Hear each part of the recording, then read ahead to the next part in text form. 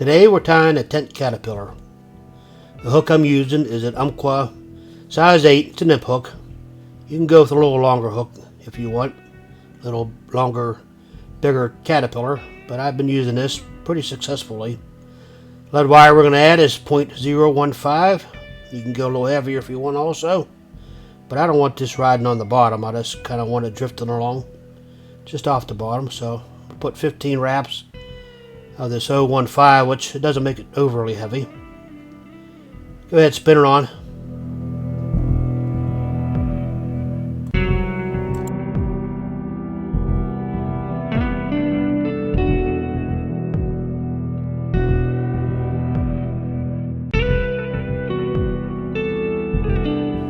The thread we're going to use is the Danville 140 denier. It's in a dark olive. Go ahead and start your thread in front of the lead. Kind of just reach behind the lead. And that way you keep it all centered there. You kind of want the lead centered on the hook shank. Go ahead and wrap it up real good.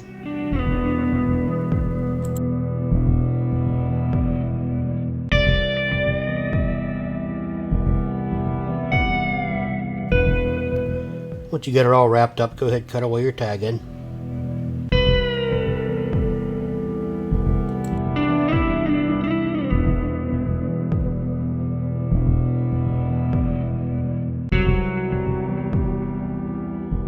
And once you wrapped all the way down around the bend of the hook here, grab a piece of light monofilament. This is 4-pound test, stuff that I always use, keep on my tying desk. Go ahead, tie it in. Wrap it all the way back around where you parked your thread at. And wrap it back up.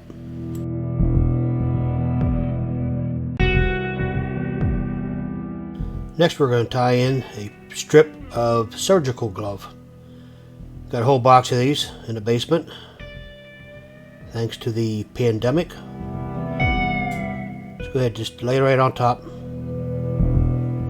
Good, wrap it in. What I normally do is just capture it, then stretch it out. It's about maybe a 3/8 of a wide strip there.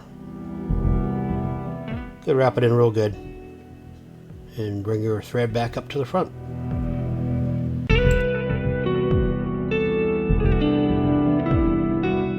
Next you're going to grab this craft store yarn. It's called Yarn Bee Lush Loft. Really good stuff. I got it in all different colors. It's great for these type of projects. This is olive, what you see there.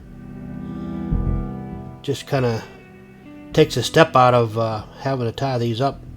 All you do is wrap it in and wrap it on. Pretty easy. No dubbing needed. This is pretty simple product to use. Very durable. And you can really crank out a bunch of flies a lot quicker using this.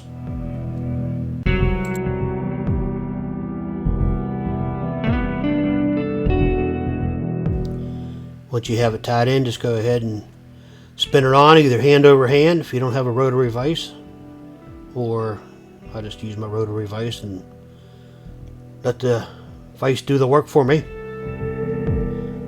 When you get near the eye, don't get overly crowded on the eye there, just tie it off just about an eye length or so behind. You can vary on the size of the head of the fly that you want to make there.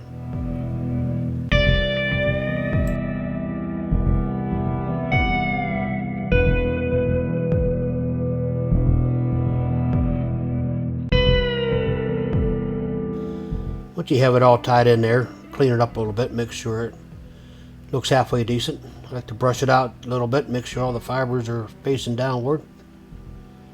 And take your glove material, your surgical glove material, stretch it out a little bit. The reason I like to cut these a little thicker is you can actually stretch them as far as you want to make them as the size you want, the thickness. Stretch it out a little bit and just take your thread and capture it. Got to use your opposite hand on this to wrap it in there, but Works out pretty well. Once you have it captured, bring it back, tie it in. Make sure you tie it in real well.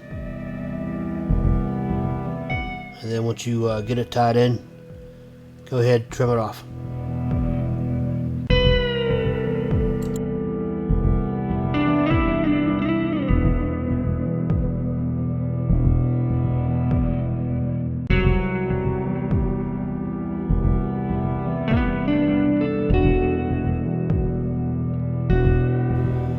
I like to clean it up a little more and grab that monofilament and counter wrap just right over top to secure your surgical glove material there.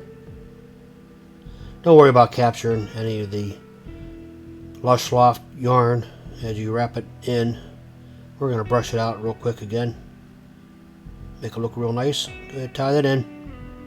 Give it a couple good wraps, make sure it's good and secure.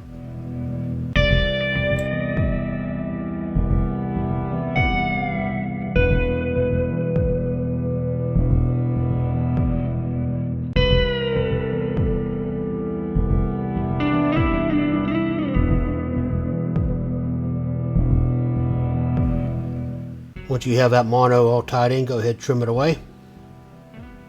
Give it a couple more wraps here, make sure everything's looking pretty.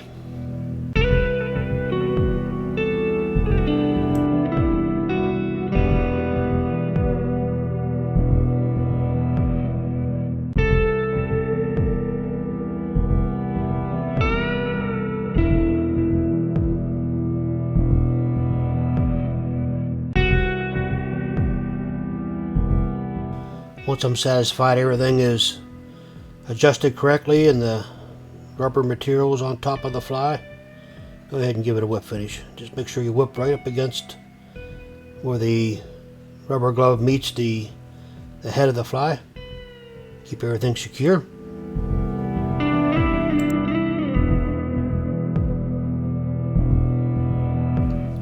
Now you can give it a good brushing. All the fibers that got captured there, brush them out, make them look good. If you got a little excess around the eye of the hook there, just take your lighter, burn them out. I like to put my fingers over top of the other part of the fly, that way I don't torch something I don't need to torch. Now you're going to add a little Sharpie. Sharpie I have here is a green. It's like a medium green I picked up individually. I have a whole pack of Sharpies that I bought in a big bulk pack, and this color didn't come with it. I bought this one individually up at Hobby Lobby. Go ahead, color it all up. Make sure you color it well. Get all the seams in there and try not to color outside the lines.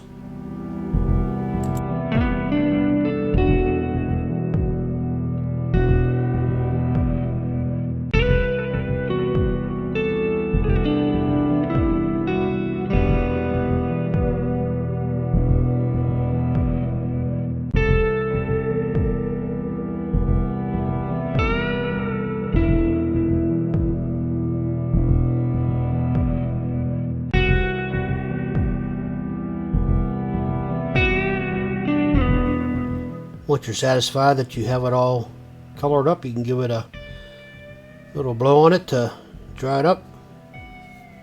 Give it a couple seconds here. This dries really quick before you add your next layer of color on it. What I have next is this little gold Sharpie that I bought individually also. Just going to make a few dots on it.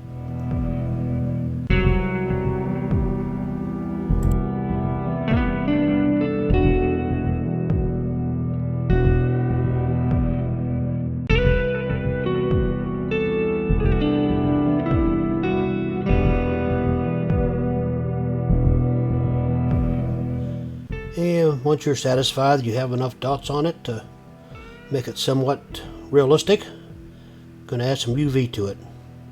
Let's go ahead and put a good amount on there. You're going to rub it all in.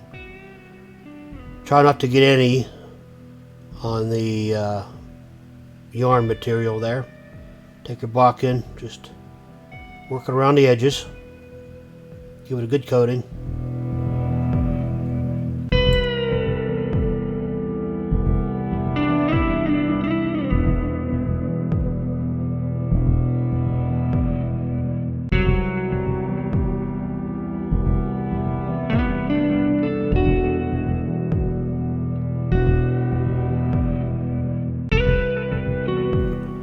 And once you have it all coated up there with your UV, go ahead and get your curing light, give it a good cure.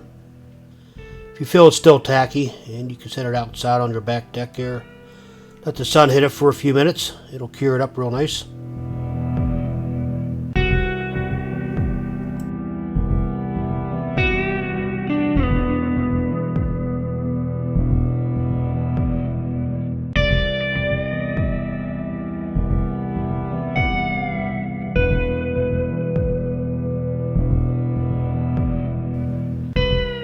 And there you go, quick and easy tent caterpillar.